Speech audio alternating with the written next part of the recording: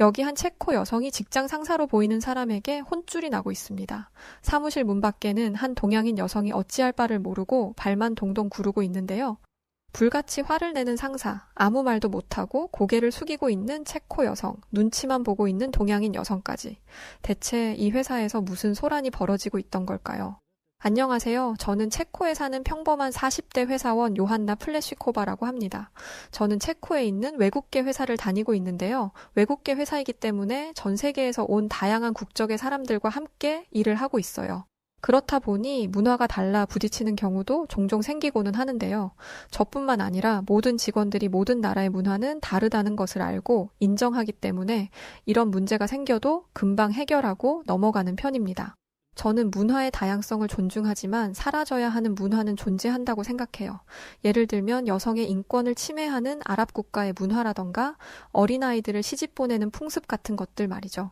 그러던 어느 날 사라져야 하는 또 다른 문화가 제 눈앞에 나타났습니다. 오랫동안 저를 괴롭혔던 그것의 정체를 지금부터 알려드릴게요. 제가 팀장으로 있는 부서에는 동양인의 피가 흐르는 직원이 2명이 있습니다. 한국인 직원과 중국계 미국인 직원인데요. 어느 나라에서 왔는지 뭐가 중요하겠어요. 일만 잘하면 되죠. 그런데 두 사람이 입사한 지 얼마 안 돼요. 곳곳에서 문제가 터지기 시작했습니다. 팀장님, 이 문서 누가 작성한 거예요? 그 문서를 작성한 직원은 한국인 직원 솜이었어요. 문서를 엉망으로 작성한 탓에 다른 부서의 일정이 꼬여버린 것이었죠.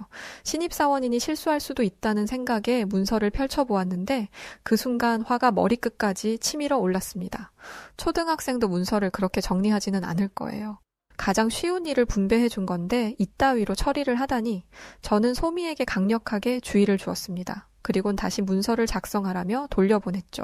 그런데 얼마 되지 않아 소미가 저를 찾아왔어요.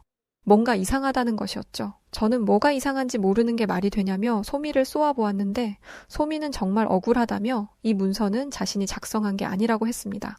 함께 입사한 중국계 직원이 자신이 마무리를 하겠다며 문서를 가져갔었는데 그걸 이런 식으로 완성했다는 것이었죠.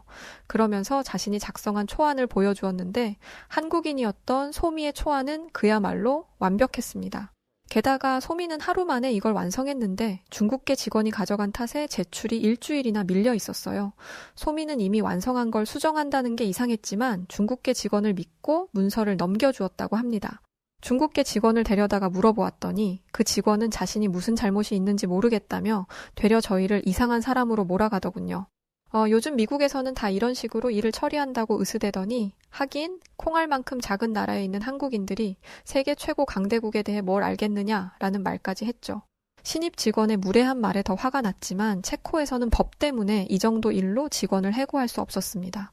결국 그 직원을 돌려보냈고 이후로 중국계 직원이었던 린차우는 저희 팀의 요주의 인물이 되었어요. 린차우의 일처리 실력은 정말 형편없었습니다. 같은 신입사원인 소미와 비교하면 갓걸음맛 된 아이와 다를 바가 없었어요. 그런데 저를 진짜 힘들게 했던 건 일처리 실력이 아니었습니다. 바로 린차우의 위생관념이었어요.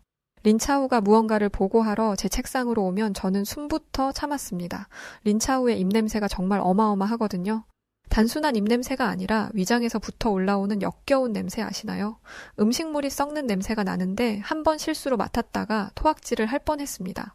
린차우의 입냄새를 겪어본 직원들은 저에게 그걸 참아내다니 정말 대단하다며 엄지를 축혀 세울 정도였죠. 제가 알아보니 중국인들은 맵고 짜고 자극적인 음식을 많이 먹어서 위장이 좋지 않아 방귀 냄새도 지독하고 입냄새도 지독하다고 하더라고요. 그런데 이건 해도 너무 했습니다.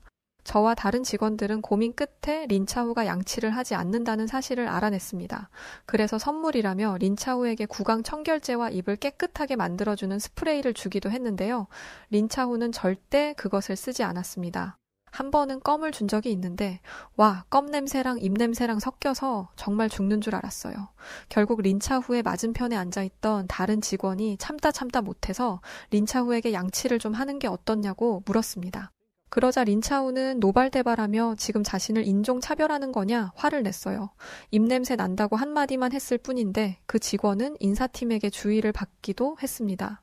린차우는 여기서 끝내지 않고 씩씩거리며 저에게 항의했어요. 미국에서는 원래 양치를 안 한다고 말이죠. 자신은 미국계 중국인이라 양치를 안 하는 게 자연스러운 건데 어떻게 자신에게 이럴 수 있느냐며 이건 문화 차이를 인정하지 않는 아주 무례한 행위라고 말했습니다. 자신에게는 중국인의 피가 흐르니 자신을 미국인 취급보다 중국인으로 인정하고 불러달라 했으면서 분리할 때는 스스로를 미국인이라 칭하는 모습이 정말 가증스럽기 짝이 없었습니다. 그런 린차우와 회사에서 있었던 소동은 금방 소문으로 번졌어요. 제 동기는 저에게 아시아계 사람이 한 명 더 있는 걸로 들었는데 그 직원은 괜찮으냐 물었습니다. 생각해보니 한국인이던 소미에게서는 입냄새가 난 적이 없어요. 매일 양치를 하는 사람이더라도 식사를 하고 나면 약간의 음식 냄새가 나는 게 당연하죠. 그런데 소미는 아니었습니다. 제가 소미를 특별히 예뻐해서 냄새마저도 안 난다고 생각하는 건지 스스로를 의심할 정도였죠. 저는 확인을 해보기로 했어요. 점심을 먹고 소미를 찾았는데 소미가 없었습니다. 화장실에 갔다더군요. 화장실에 다녀온 소미는 곧장 저에게로 왔는데 소미가 입을 열자마자 저는 충격을 받을 수밖에 없었습니다. 소미에게는 음식 냄새는커녕 향긋한 냄새가 났어요. 알고 보니 소미는 점심을 먹고 나면 꼭 양치를 하는 습관을 가지고 있었습니다. 저는 그 순간 제 딸이 초등학교 다녔을 때를 떠올리게 되었어요. 딸의 담임 선생님은 한국계 혼혈이었는데 점심을 먹고 나면 꼭 아이들을 양치시켰습니다. 딸은 양치를 싫어하는 아이였는데 학교에서 양치하는 게 습관이 되어 어느 순간부터는 스스로 양치를 하더라고요. 그때는 그게 그 선생님만의 교육 방법이라고만 생각했는데 그게 아니었습니다. 소미에게 물어보니 한국인들은 가방에 양치 도구를 들고 다니며 식사 후에는 꼭 양치를 한다고 했어요. 물론 모든 한국인들이 100% 그렇다고 말할 수는 없지만 대부분의 직장인들이 식사 후 양치를 하는 편이라고 말하더군요. 실제로 한국 회사의 화장실에는 칫솔 소독기까지 비치가 되어 있는 곳들이 많다고 합니다. 이 사실이 알려지자 저희 팀의 직원들은 너도 나도 휴대용 양치 도구를 사기 시작했어요. 왜 진작 이런 생각을 못했는지 이상할 정도라며 냄새도 안 나고 치아 건강을 챙기는 방법을 알려준 소미에게 감사하는 마음을 가졌습니다. 그런데요, 모두가 그런 건 아니고 딱 한 사람만 빼고요. 린차우는 양치를 하는 행위를 불결하다고 표현했습니다. 저건 또 무슨 헛소리인가 싶어 지켜보니 미국에서는 밖에서 양치하는 걸 불결하게 여긴다고 하더라고요. 남이 입에 머금었던 걸 보는 것 자체가 불쾌하다는 것이었죠. 자신의 입냄새가 1000배, 10,000배는 불결하다는 걸 모르고 하는 말이기에 이젠 저런 황당한 소리만 해대는 린차우가 불쌍하게 보일 정도였습니다.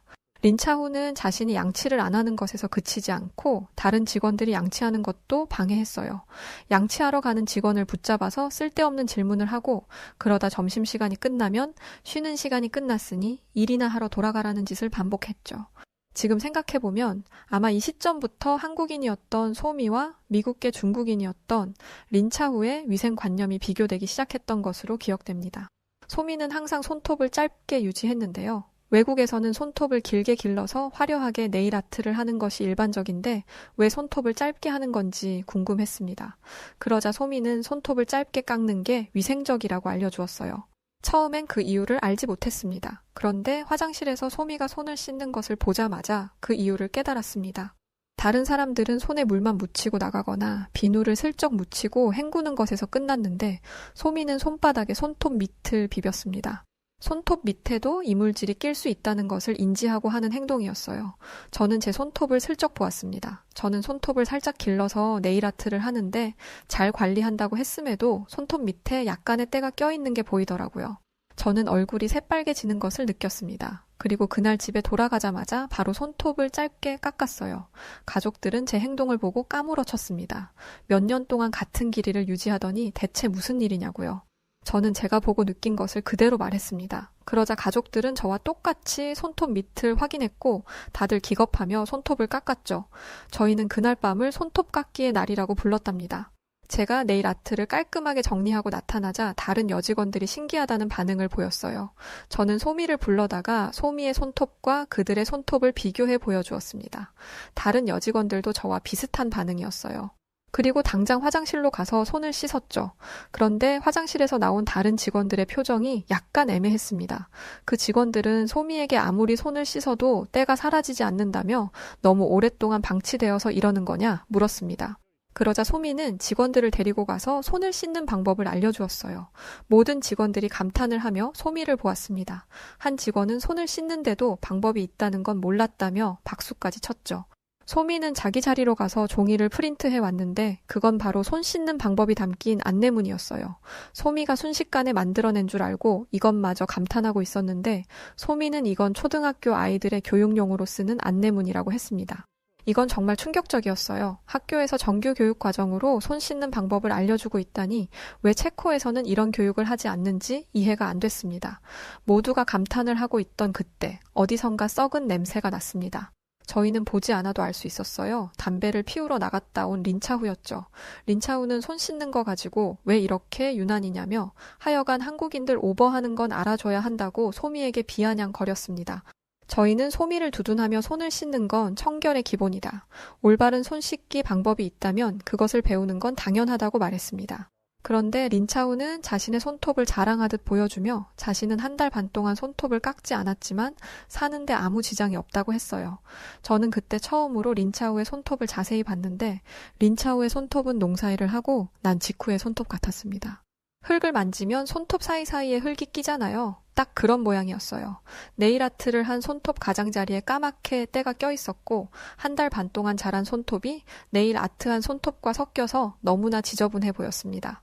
손톱 밑은 말할 것도 없죠. 머리를 얼마나 긁어대는지 손톱 밑에 각질 같은 것도 껴있었고 아무튼 알 수 없는 오물들이 껴있었어요. 저런 손으로 물건을 만지고 다녔다니.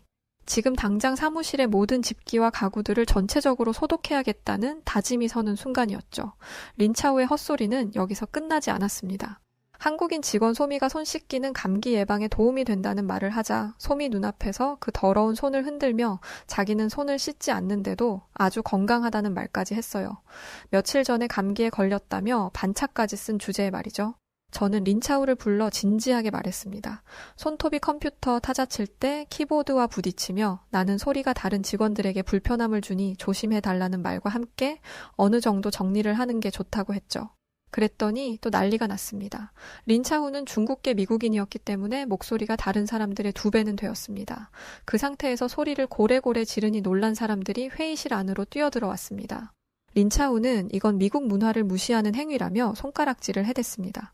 다른 직원은 린차우의 행패를 두고 볼 수 없었는지 손톱을 더럽게 유지하는 게 어디 미국의 문화냐며 화를 냈어요. 그러자 린차우는 직원의 어깨를 밀치기 시작했습니다. 이건 폭행에 준하는 문제였어요. 경찰을 불러도 될 만한 심각한 상황이었습니다. 저는 린차우와 그 직원을 즉시 분리했는데 린차우는 그게 불만이었는지 옆에 있는 의자를 발로 뻥뻥 차기까지 했습니다. 분위기는 순식간에 얼어붙었고 모두가 긴장 상태로 린차우와 거리를 두고 있었어요. 린차우는 미국에 가면 식당에서 일하는 사람들도 손톱을 길게 기른다고 말했습니다.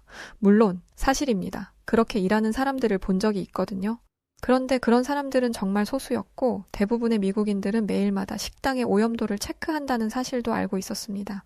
린차우는 항상 분리할 때마다 미국 얘기를 하더라고요. 저는 린차우에게 양치도 안 하고 손도 안 씻는 문화는 미국의 문화가 아니다. 그건 중국의 문화라고 대놓고 말했습니다. 제 말에 린차우는 진심으로 폭발했어요. 저에게 당장 이리로 오라며 위협했고 분에 못 이겨 쿵쿵거리며 바닥을 구르기도 했습니다. 린차우의 행패는 보안 직원들이 오고 나서야 끝났어요. 저는 분명히 보았습니다. 린차우를 끌고 나가는 보안 직원의 표정을요. 마치 하수구에 코를 박고 숨을 쉰 듯한 썩은 표정이었죠. 체코는 남을 판단하는 걸 굉장히 조심스러워하기 때문에 직원들은 지금까지 린차우에 대한 불만을 잘 얘기하지 않았습니다. 그런데 이 일을 계기로 직원들의 불만이 여기저기서 터져나왔어요. 우선 손도 안 씻는 사람이 샤워나 제대로 하겠어요? 머리를 일주일에 한 번이라도 감으면 감사할 지경이었습니다. 솔직히 유럽인들도 머리를 자주 감지는 않아요. 모발이 동양인에 비해 굉장히 얇아서 매일 머리를 감는 게 오히려 안 좋고 머리를 오래 감지 않아도 티가 잘 안 나거든요. 그런데 동양인은 모발이 두꺼워서 매일 머리를 감아도 큰 문제가 없다고 합니다. 한국인 소미도 마찬가지였어요. 저희는 소미에게 어떻게 머리를 매일 감을 수 있는 건데? 라며 물었습니다. 매일 감는 게 귀찮지 않냐고요? 그랬더니 소미는 어렸을 때부터 습관이 되어 전혀 문제가 되지 않는다고 말했고 밖에서 어떤 이물질과 먼지가 묻었는지도 모르는 머리를 자신의 베개에 닿게 하고 싶지 않다고 말했습니다. 저희는 또 한 번 놀랐어요. 밖에 나가면 머리에 이물질이 붙을 수도 있다는 걸 생각해 본 적이 없었죠. 사실 다른 직원이 이 부분을 린차우에게 말해 본 적이 있다고 합니다. 그런데 린차우는 미국인은 모발이 얇아서 머리를 감으면 안 좋다고 말했다 해요. 그 직원은 어이가 없어서 더 이상 말도 안 했다고 합니다. 말씀드렸듯이 미국인이 머리가 얇은 게 아니라 백인들의 머리가 보통 얇은 거예요. 린차우는 미국 국적이었지만 중국계였습니다. 소미와 비교하면 모발이 더 두꺼워 보이던데 들으면 들을수록 어이가 없는 주장이었죠. 저희는 소미가 너무나 부러워졌습니다. 매일 머리를 감고 관리한 덕분인지 머리에 윤기가 돌고 탱글탱글했거든요.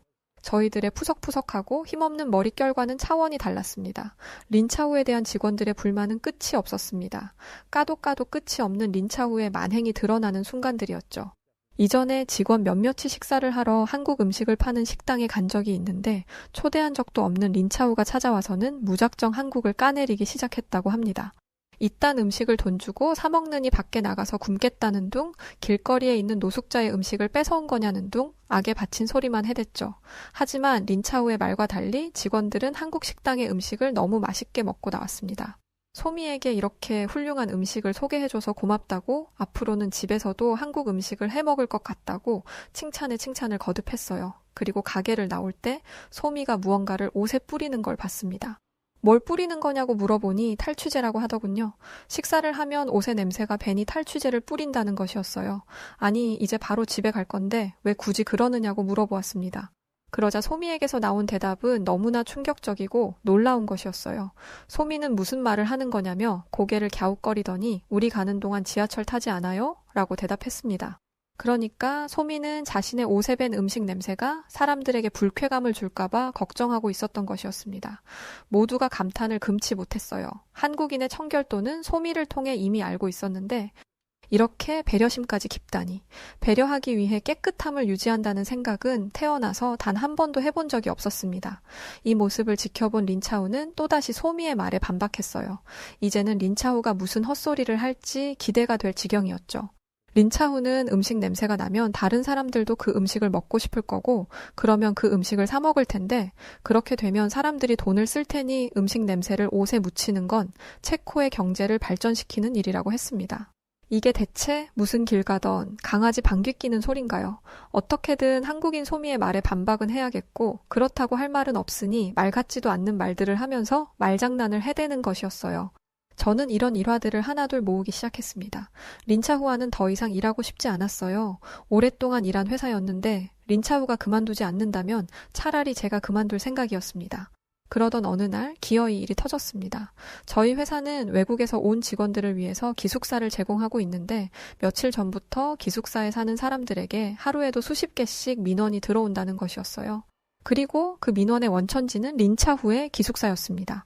린차후가 있는 방으로 다다를수록 멀리서도 이상한 냄새가 진동을 했고 저희는 어쩔 수 없이 그곳을 확인해야만 했습니다. 대체 무슨 일이 벌어지고 있는지 알아야 했으니까요. 린차후의 방에선 기분 나쁜 냄새들이 풍겼고 문을 여니 더욱 심각했습니다.